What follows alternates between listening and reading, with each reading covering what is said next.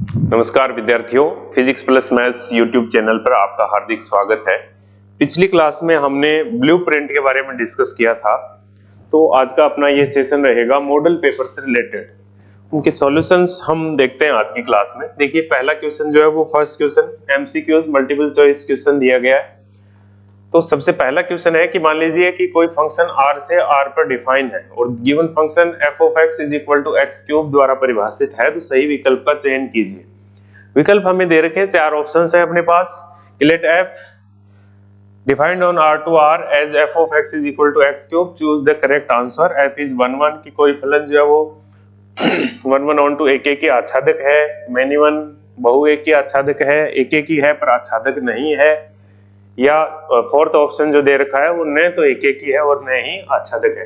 तो सबसे पहले हम chapter first relation and function वाले चैप्टर से ये क्वेश्चन दिया गया है, एमसीक्यूज वहां से पूछा गया है। तो किसी भी फंक्शन को हम 1 1 या ऑन टू शो करने के लिए दो चीजें अपने पास रहती है कि किसी भी फंक्शन को आपको एक एक ही दर्शाना है। तो late f of x1 is equal to f of x2, ये बात आप पहले से पढ़ चुके होंगे, आपको ध्यान में होगी कि अगर ऐसी कोई कंडीशन बन रही है तो साथ में ये भी होना चाहिए कि x1 should be equal to x2। अगर ऐसी कंडीशन आ जाती है तो गिवन फंक्शन जो है वो 1 1 हो जाएगा। देखिए, फंक्शन x क्यूब दे रखा है, तो f ऑफ x1 तो हो जाएगा x1 की क्यूब, सेकंड वाला हो जाएगा x2 की क्यूब। ये हमने लेट किया है, माना है। तो दोनों तरफ से पावर हट जाएगी, तो x1 will be equal to x2। x1 और x2 जो है वो इक्वल हो जाएंगे, इसका मतलब फंक्शन जो है वो 1 1 तो हो जाएगा। लेकिन दूसरी बात अपने को ये करनी है कि गिवन फंक्शन r से r में डिफाइन है, तो क्या ये 1 1 तो है, लेकिन क्या ये वास्तव में आच्छादक भी हो जाएगा क्या, ऑन टू भी हो जाएगा क्या? एक बार थोड़ी सी डिस्कस करते हैं हम। कैसे करते हैं, देखिए कि कोई फंक्शन जो है वो r से, r में कौन कौन से नंबर्स हो सकते हैं। r में देखिए 0 ले सकते हैं, 1 ले सकते हैं, 2 3 एंड पॉजिटिव इन्फिनेटिव, माइनस के 1 -2 -3, यानी r से। और साथ में रेशनल और इरेशनल नंबर भी r में आ जाते हैं। केवल इमेजिनरी नंबर को छोड़कर बाकी सारे नंबर्स जो है वो r to r डिफाइन होते हैं। ठीक है, अब इसमें हम बात करें कि जैसे यहां 0 आ गया, -1 -2 -3 1 2 3, फंक्शन आपको f of x is equal to x cube दिया गया है। सबसे पहले हम जानते हैं कि y should be equal to x cube. अब x जो है वो क्या होना चाहिए, y की पावर 1/3। अब y में कोई भी फंक्शन, ये वाले फंक्शन हम y से लेते हैं, ये वाले फंक्शन हम x से लेते हैं। y में मान लीजिए आपने कोई फंक्शन ऐसा ले लिया कि -1 की पावर 1/3 है, तो क्या वो इसमें सुटेबल हो जाएगा क्या?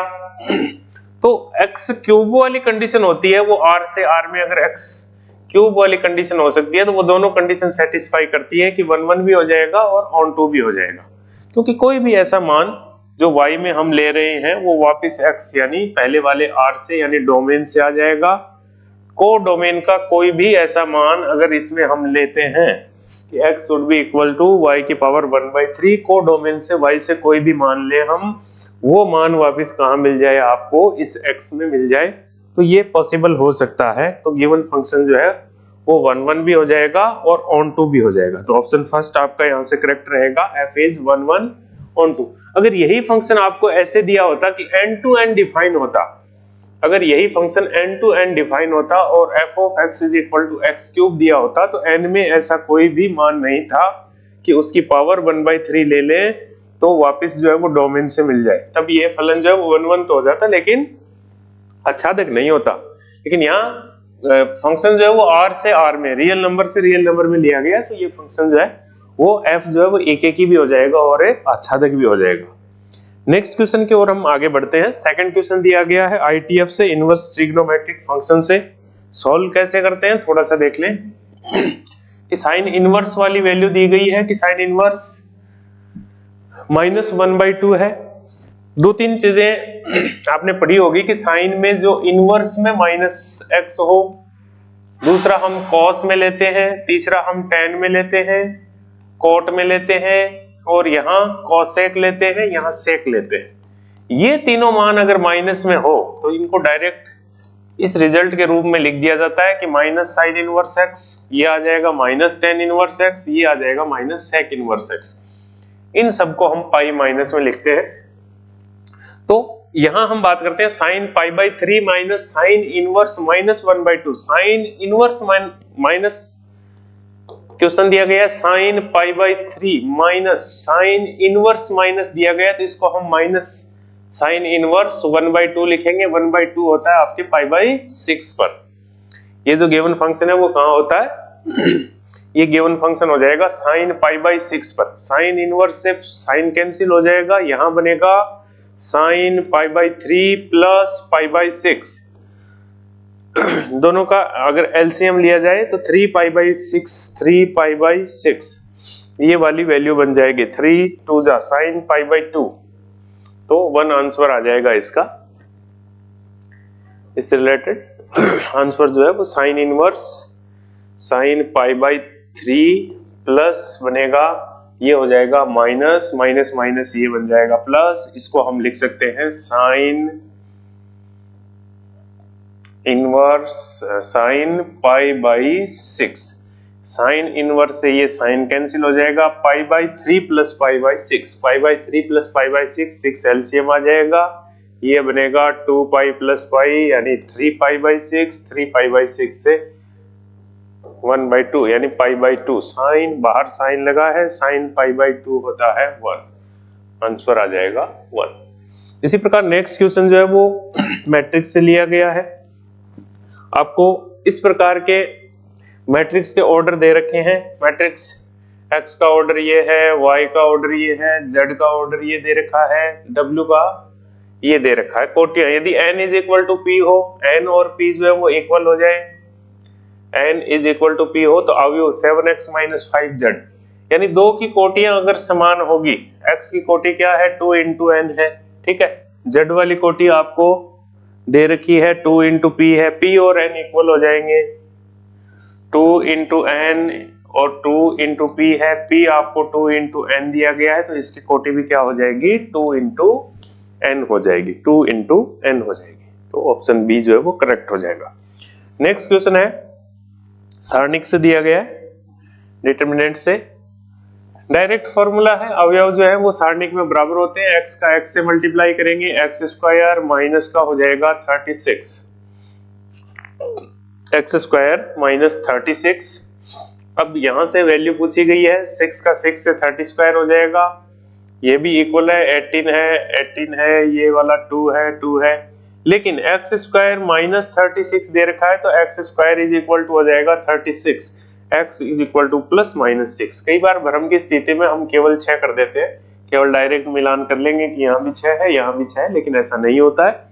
हमें पहले सारणी को सॉल्व करना पड़ेगा, फिर उसकी वैल्यू जब 0 को इक्वल पुट करके हम x की वैल्यू निकाल सकते हैं, तो आपका करेक्ट ऑप्शन हो जाएगा प्लस माइनस 6, क्योंकि x square is equal to 36 है तो x की वैल्यू आ जाएगी प्लस माइनस 6। नेक्स्ट क्वेश्चन देखते हैं।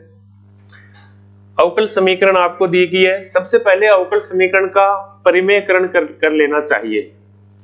कोई भी अवकल समीकरण अपरिमेय रूप में दी गई हो, अपरिमेय संख्या के रूप में दी गई हो, तो सबसे पहले हमें उसका परिमेयकरण कर लेना चाहिए। परिमेयकरण करने के लिए दोनों तरफ स्क्वायर करेंगे, दोनों तरफ स्क्वायर करेंगे, रिजल्ट मिलेगा 1 प्लस dy बाई dx का whole square equal to a square हो जाएगा, d2y अपॉन dx2 की पावर 1/3 है तो स्क्वायर करेंगे 2/3।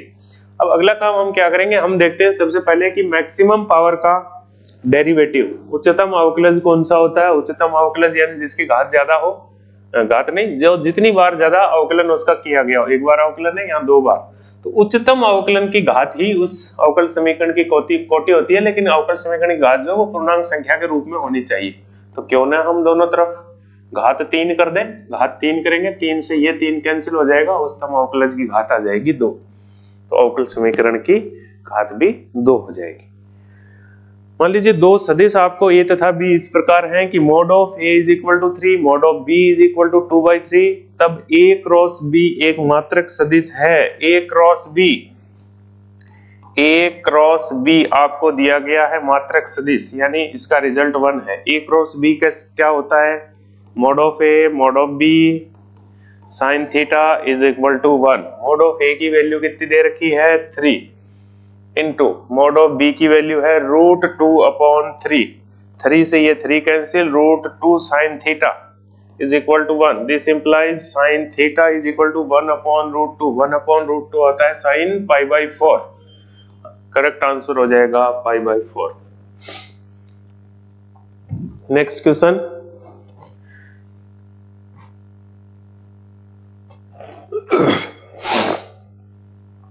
नेक्स्ट क्वेश्चन दे रखा है आपको चैप्टर 11 से, ठीक है, 3D से दे रखा है। आपको डायरेक्ट कुछ नहीं देखना, दिक् अनुपात यानी डायरेक्शन कोसाइन पूछे हैं, सॉरी डायरेक्शन रेशियो पूछे हैं, डायरेक्शन रेशियो डायरेक्टली हो जाएंगे 2/3 है, तो ऑप्शन ए करेक्ट हो जाएगा 2/3। सेकंड वाले में ये पूछा है मध्य कोण, दोनों के मध्य, देखिए डायरेक्शन रेशियोज दे रखे हैं, cos थीटा पूछा है, cos theta is equal to 2 into 1 2 into 1 plus 5 into 2 5 into 2 plus 4 into -3 minus का 12 अपॉन में क्या आ जाएगा, अपॉन की अपने को जरूरत ही नहीं है, देखिए कैसे नहीं है, इनका वो रूट वाला फॉर्मूला होता है, अपने को जरूरत इसलिए नहीं है कि 2 into 1 ये हो जाएगा 2 plus 10 यानी 12 minus 12 यानी 0 आ जाएगा, 0 के अपॉन में कुछ भी हो, cos theta is equal to 0, cos 0 कब होता है 90 डिग्री पे, एंगल आ जाएगा 90 डिग्री, डायरेक्ट है। इसके अलावा नेक्स्ट क्वेश्चन दिया गया है, वो दिया गया है हाँ x² + y² is equal to 4। देखिए वैसे तो ये थोड़ा सा लेंथी पड़ता है, लेकिन कैसे सॉल्व कैसे करना है, डायरेक्ट एक फॉर्मूला भी होती है कि x² + y² is equal to a² दिया गया हो तो इसका वृत्त का क्षेत्रफल जो होता है वो होता है πa²। अब यहाँ x² + y² is equal to a² यानी a² का मान ही 4 दे रखा है, तो कुछ नहीं रखना, π × 4 यानी 4π, डायरेक्ट हो गया। पीछे वाले में ये 90 डिग्री था। वक्र y² 4x, हाँ ये थोड़ा सा क्वेश्चन देखने लायक है कि x अक्ष और y अक्ष से घिरे हुए क्षेत्र का क्षेत्रफल y² is equal to 4x, y² is equal to 4x इस प्रकार का रहेगा, तो x अक्ष तो ये हो गया, y इज इक्वल टू 3 यानी ये वाला क्षेत्रफल आपको पूछा है, ये वाला भाग का क्षेत्रफल पूछा है। तो क्षेत्रफल ज्ञात करने के लिए सबसे पहला काम हम क्या करते हैं कि जो लिमिट आपको दे रखी है, 0 की लिमिट जो है वो y की लिमिट हो जाएगी 0 से लेकर 3 तक, फंक्शन हो जाएगा y² का x के रेस्पेक्ट में डिफरेंशिएशन करेंगे 0 से 3, y² की वैल्यू दे रखी है 4x dx, 4 बाहर आ जाएगा, x जो है वो बनेगा 4 तो बाहर आ जाएगा, x का इंटीग्रेशन होता है x²/2, तो x की वैल्यू एक बार 3 रखेंगे और दूसरी बार 0 रखेंगे, 0 रखेंगे 3 रखेंगे, तो फाइनल आंसर जो है वो क्या आ जाएगा 9/4। नेक्स्ट जो है एक टर्म दे रखी है कि यदि P of A/B greater than P of A है तो निम्न में से कौन सा सत्य हो जाएगा, ये भी नहीं हो सकता, ग्रेटर देन है तो ऐसी की ऐसी कंडीशन ये होती है भाई, देखिए चलिए नेक्स्ट पेज ले लेते हैं, ऐसी की ऐसी कंडीशन ये वाली हो जाएगी P ऑफ B/A वाली, ठीक है, ये डायरेक्ट कंडीशन ही है, प्रोबेबिलिटी में डायरेक्ट से प्रतिबंधित कंडीशनल जो प्रोबेबिलिटी होती है उसका ये एक कंडीशन दी होती है कि P of B/A should be greater than P of B, ये वाला हो जाएगा। P of A P of B की वैल्यू दे रखी है, P ऑफ A/B है, A/B के लिए फॉर्मूला होगा A intersection B upon P of B, A intersection B अपने को दिया नहीं है, A इंटरसेक्शन B अपॉन में आ गया 0, किसी के भी अगर हर में 0 हो इसका मतलब परिभाषित नहीं है, तो आंसर क्या हो जाएगा, परिभाषित नहीं है। चलिए तो हमने फर्स्ट जो क्वेश्चन है वो देखा, और इससे आगे की क्लासेस जो है यानी जो सेकंड क्वेश्चन है वो हम नेक्स्ट क्लास में देखेंगे। आज के लिए इतना ही, थैंक यू ऑल।